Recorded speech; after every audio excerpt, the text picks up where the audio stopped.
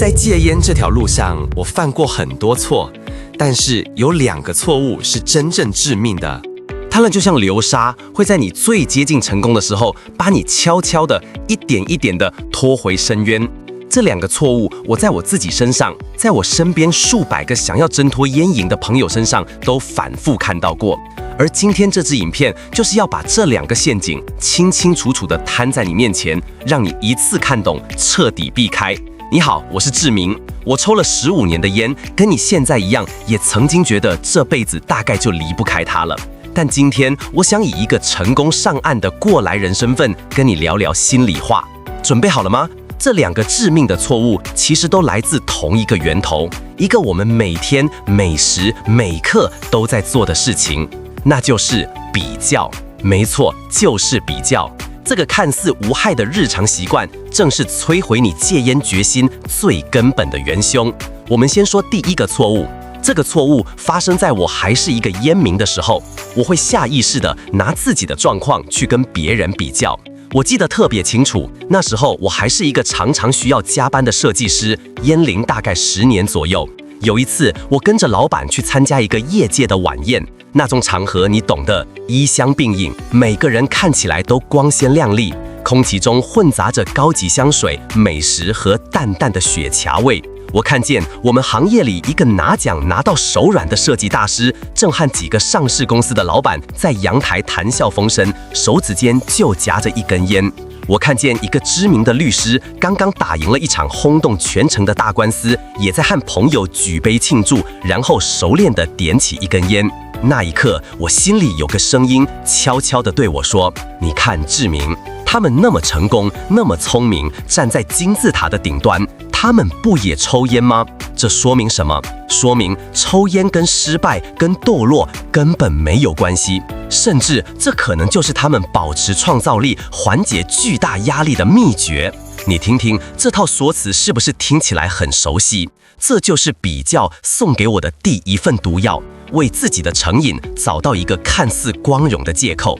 这背后其实是一种非常常见的心理陷阱，叫做光环效应。意思就是，当我们看到一个人在某方面特别成功，譬如事业有成、才华横溢，我们就会下意识地觉得他做的一切都是对的，甚至是值得模仿的。他的成功像一道光环，让我们看不清他身上其他可能存在的问题。我们看到的是那位大师在阳台上指点江山的潇洒，却看不到他可能因为长期吸烟，每天早上起床时咳得撕心裂肺。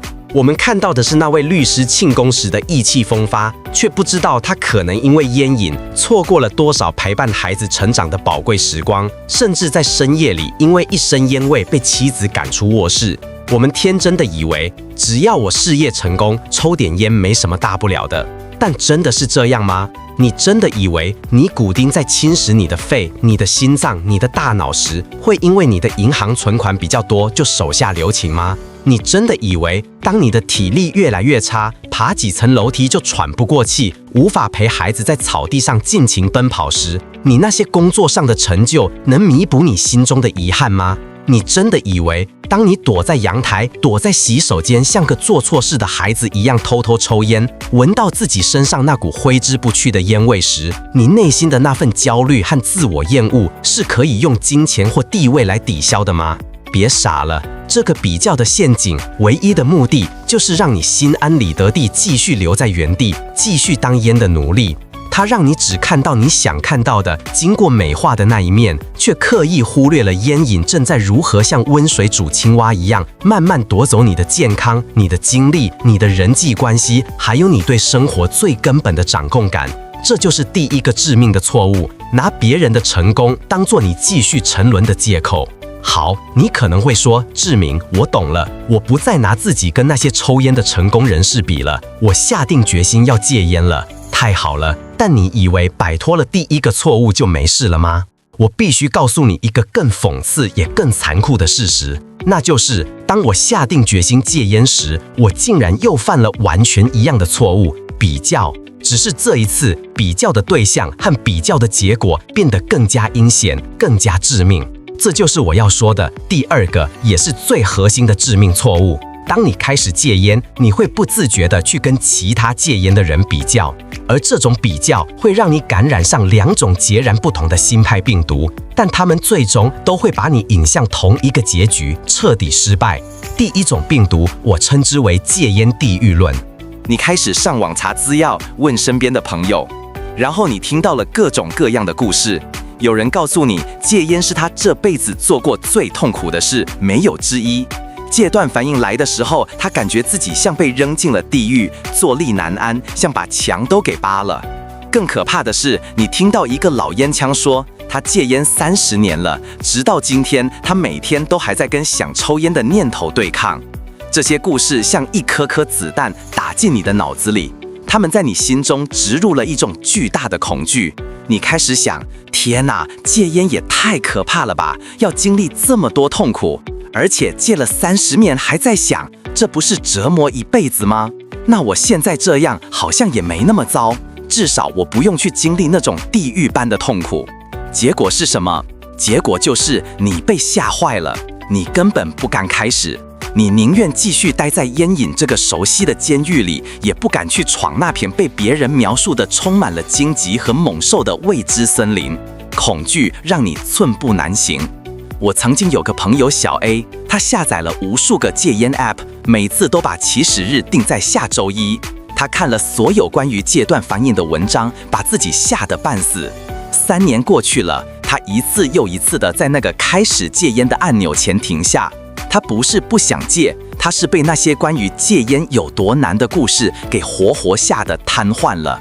这就是戒烟地狱论病毒的可怕之处，它利用你对未知的恐惧，让你连第一步都迈不出去。好，那是不是不听这些恐怖故事就好了？我们来看看第2种病毒，它看起来完全相反，但杀伤力一样巨大。我称之为戒烟简单论。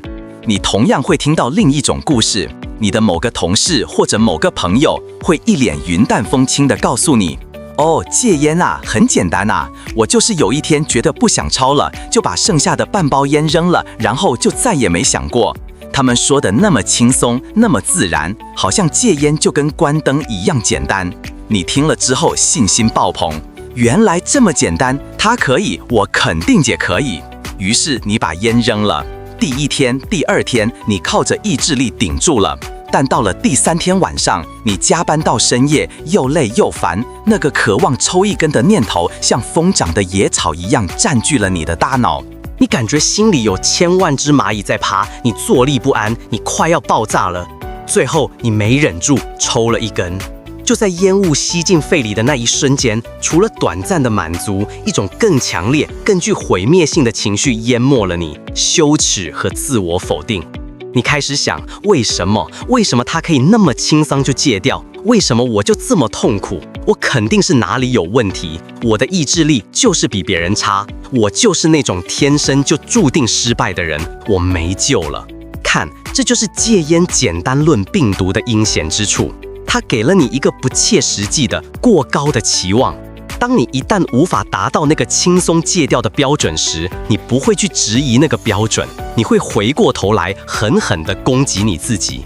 你不会觉得原来戒烟对我来说没那么简单，你会觉得我这个人不行。我身边有个朋友小 B， 他就是这样。他看到他主管说戒就戒，他也跟着试，结果1个礼拜就破功了。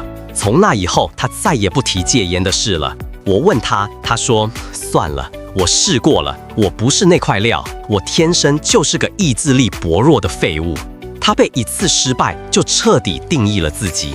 你看到了吗？这2种病毒，一个叫恐惧，一个叫评判，一个让你不敢开始，一个让你在刚开始就判了自己死刑。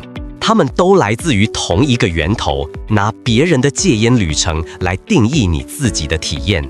留言告诉我，你是被戒烟太难的故事吓到，还是因为别人轻松戒掉而否定了自己？在评论区分享你的经历。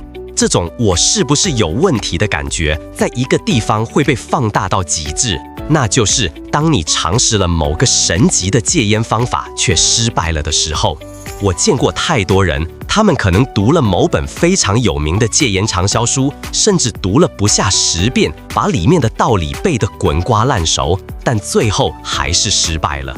这时候，一种非常独特的想法就会诞生，他们会想：天哪，连这么神奇的方法，对全世界都有效的方法，对我都没用，那我肯定是那个万中无一、没救了的独角兽。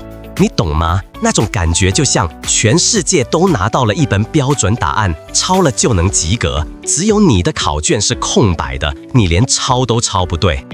每一次你尝试这种神级方法，然后失败，都在加深一个可怕的信念：我很特别，我就是那个无法被改变的特例。我并不是要否定你的处境很独特，你的挣扎是真实的，但我要告诉你，这种我是特例的心态本身就是一个巨大的思维陷阱。它听起来像是在承认自己的独特性，但实际上它是在给你一个放弃所有努力的完美借口。因为如果一个问题是无解的，那你自然就不用再费力去解了，对吗？你不是无法改变的独角兽，你只是一个被比较这个行为逼到了思想的死胡同里的人。所以今天我想对着镜头，对着每一个挣扎的你说，请你，拜托你，避开这2个致命的错误。第一，停止拿别人的成功当作你继续抽烟的借口。他们的潇洒可能是你看不见的狼狈，他们的光环照不亮你自己的健康。第二，停止拿别人的戒烟旅程来定义你自己的体验，不要让别人的地狱吓跑你，也不要让别人的天堂否定你。别人的地图找不到你的宝藏，你的经历就是独一无二的。它可能比某些人困难，也可能比另一些人轻松，这都不重要。唯一重要的是，这是你自己的路。你需要做的不是去比较，而是去理解你自己的触发点，去感受你自己的情绪，去找到适合你自己的节奏。你的战争只需要你一个人赢。如果这支影片对你有启发，请务必点赞订阅我的频道，这是我作为一个过来人继续分享干货的最大动力。而且你也知道，像这样掏心掏肺的大白话，不知道什么时候就可能消失了。所以现在就按下订阅，我们下支影片见。